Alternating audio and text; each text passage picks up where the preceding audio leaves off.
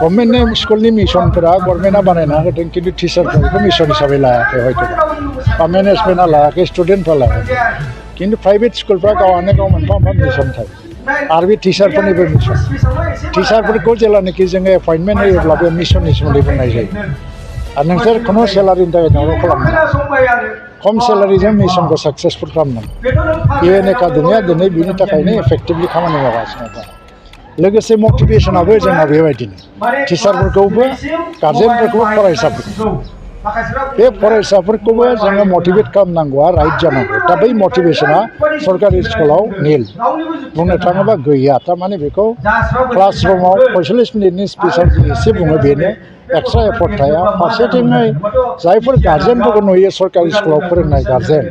private स्कुलाव फोरोंनाय guardian बावहाय मोनसे डिफारेन्सखौ नुनो मोनो मा जे माने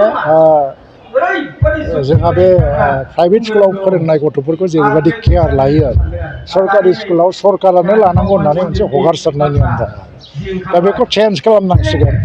गार्जेना बयबो फिसाफोरखौ समान ट्रिटमेन्ट हो समानै केयार ला आरो दा टेक्न'लजिनि जुग जेला गथ'फ्रा टेक्न'लजिजोंनो देरगोन लावगोन बेखौ जों हमथानो हाया नाथाय गाज्रियाव जाहाथे थाङा मोजां फारसे लाबोनायनि दायित्वखौ जों बयबो दायित्व लालायनांगोन बिबान